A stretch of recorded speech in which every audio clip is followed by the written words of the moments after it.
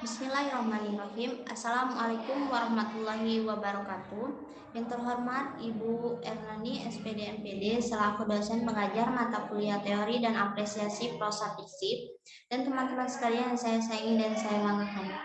Puji syukur atas kehadiran Allah Subhanahu wa taala yang telah memberikan kita rahmat dan hidayahnya sehingga kita dapat melaksanakan presentasi ini meskipun dengan keadaan online.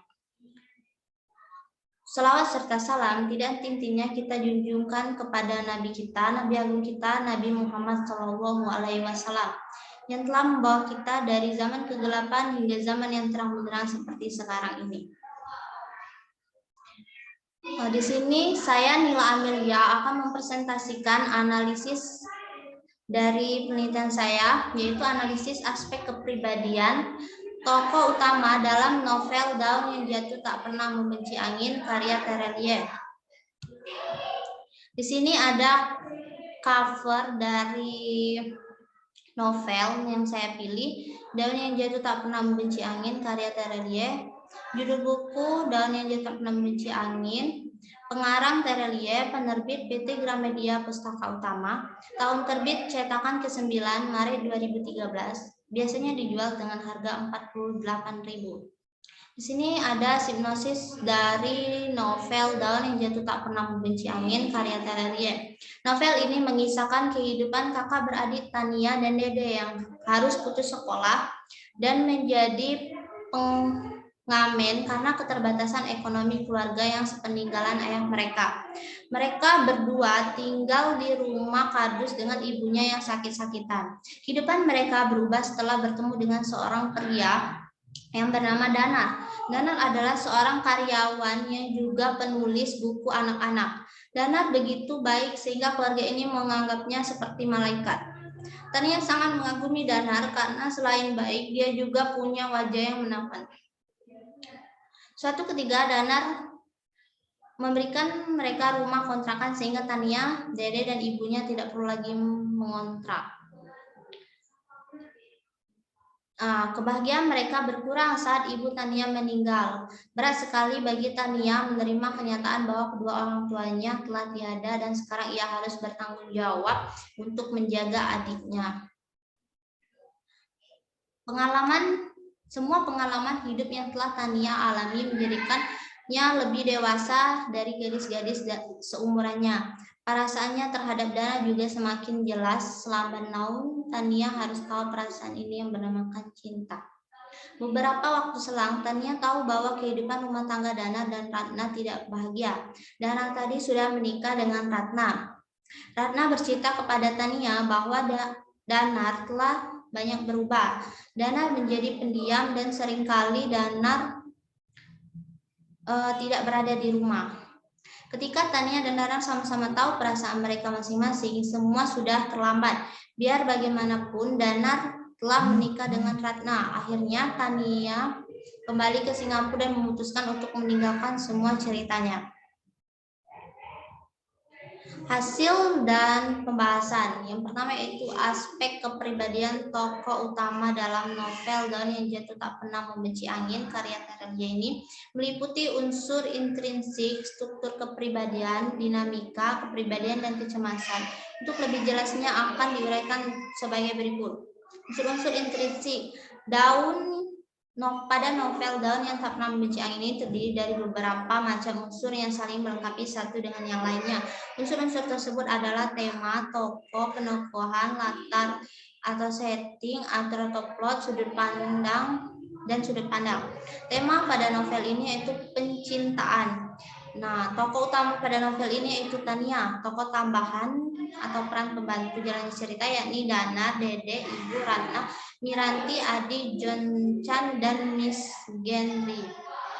Latar ini dibagi menjadi 3. Yang pertama itu latar tempat. Latar tempat ini digunakan yaitu 2, Indonesia dan Singapura. Sedangkan latar waktu ini digunakan pada pagi, siang, sore, dan malam. Latar sosial ini maksudnya yakni meliputi kehidupan jalannya di toko besar, dan kehidupan masyarakat yang kebanyakan berintis Cina. Alur dalam novel ini merupakan alur campuran. Novel ini menggunakan sudut pandang aku atau sudut pandang orang pertama.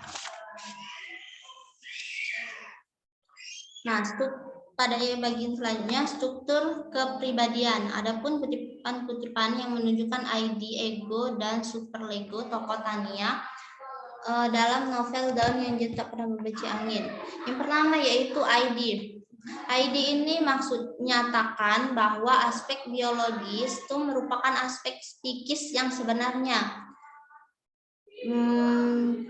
Aidis ini merupakan represor energi psikis yang penggerakannya they is dan they over is. Nah, bagian pertama itu ID. ID di sini tokoh Tania dalam novel ini menggambarkan Tania yang mencintai, ingin memiliki, berharap dia seorang yang berhak atas danar malaikat yang telah menolong dia dan keluarganya. Hal itu dapat dilihat dari kutipan di bawah ini. Nah, ada kan daun yang tak pernah membenci angin. Tiba-tiba aku tersisa menangis, maafkan aku, ibu. Aku bukan daun dan aku tak pernah mau menjadi daun. Aku tak pernah menginginkan perasaan ini dan dia datang begitu saja menusuk hatiku. Nah, yang kedua yaitu ego. Ego di sini maksudnya atau aspek psikologis. Nah, di sini bagian ego ini ada tokoh Tania yang menggambarkan rasa benci kepada Ratna. Hal ini dapat dilihat di setiap kali Ratna dan Danar berdua-duaan. Tania pasti marah, jengkel, dan sebal. Semua itu tergambar jelas dari wajah Tania. Nah, hal itu dapat dilihat dari kutipan di bawah ini. Nah, 2 minggu ini benar-benar berjalan lambat karena kenaman kami pergi. Kak Ratna selalu ikut. Aku protes dalam hati saat Kak Ratna ternyata juga ikut ke pemakaman ibu. Membimbingku saat pulang dan memakamkan ibu, menemani di rumah kontrakan, dan lain sebagainya. Otakku sedang. Nah, itu contoh dari bagian ego pada kutipan novel Daun yang Jatuh Tak Pernah Membenci Angin. Nah, yang selanjutnya yaitu yang ketiga, superego. Nah, maksud dari superego ini Tania. Superego ini maksudnya menyatakan aspek sosiologis. Nah, aspek sosiologis ini wakil dari nilai-nilai tradisional serta cita-cita masyarakat sebagaimana diabsenkan dari tokoh Tania.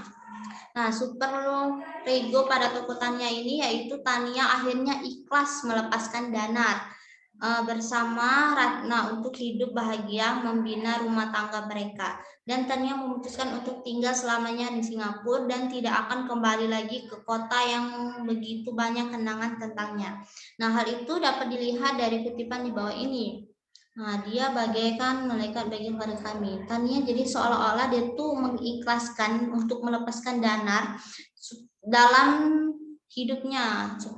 Dan Tania memutuskan untuk tinggal selamanya di Singapura.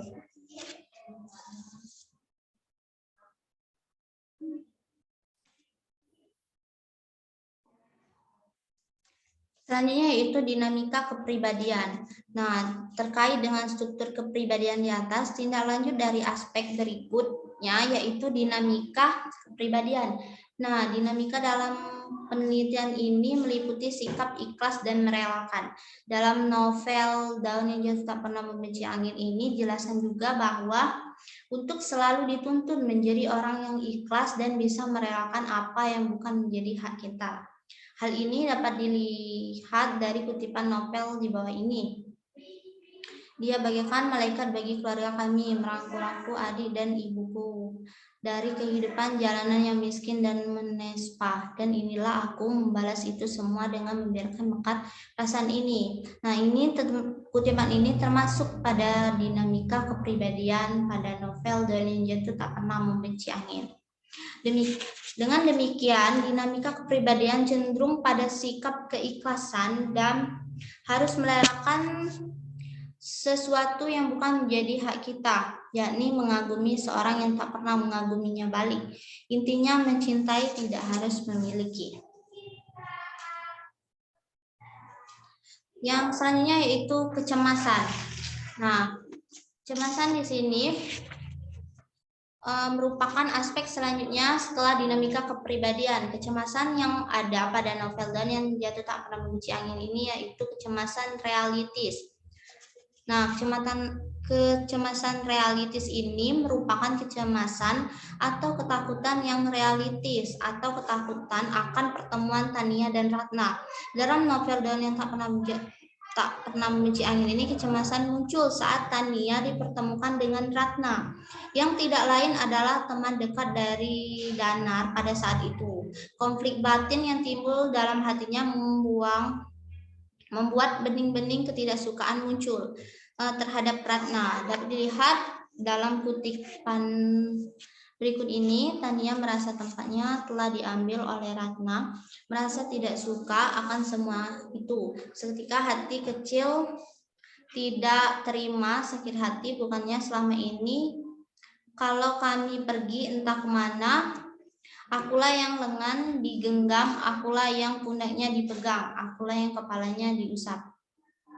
Nah, kesimpulan dari hasil penelitian analisis saya itu, jadi berdasarkan analisis dapat disimpulkan bahwa unsur intrinsik dalam novel Yang Jauh Tak Pernah Membenci Angin karya Terlian ini meliputi tema, tokoh, dan perwatakan, latar, alur, dan sudut pandang. Kepribadian tokoh utama dalam novel Daun Yang Jatuh Tak Pernah Membenci Angin karya Terlian ini adalah kepribadian tokoh yang dilihat dari unsur-unsur kepribadian ID, ego, dan superego. Jadi ID tokoh Tania dalam novel ini menggambarkan Tania yang mencintai, ingin memiliki, berharap dia seorang menjadi seorang yang berhak atas Danar, malaikat yang telah menolong dia dan keluarganya. Ego tokoh Tania menggambarkan rasa bencinya kepada Ratna. Hal itu dapat dilihat setiap kali Ratna dan Danar berdua-duaan, Tania pasti marah, jengkel, dan sebal. Semua itu tergambar jelas di wajah Tania. Superego tokoh Tania yaitu akhirnya Tania ikhlas melepaskan Danar bersama dengan Ratna untuk hidup bahagia, membina rumah tangga mereka, dan Tania memutuskan untuk tinggal selamanya di Singapura. Selanjutnya, dinamika kepribadian cenderung pada sikap keikhlasan yang harus merelakan sesuatu yang bukan menjadi hak kita, yakni mengagumi seorang yang tak pernah mengagumi balik. Intinya, mencintai tidak harus memiliki. Dengan demikian, dapat disimpulkan bahwa kepribadian Tania dan kecemasan realitis Tania memiliki kepribadian yang mencemaskan diri sendiri. Baik, terima kasih. Mohon maaf apabila ada salah-salah kata. Kepada Allah sama-sama kita mohon ampun. Saya akhiri. Wassalamualaikum warahmatullahi wabarakatuh.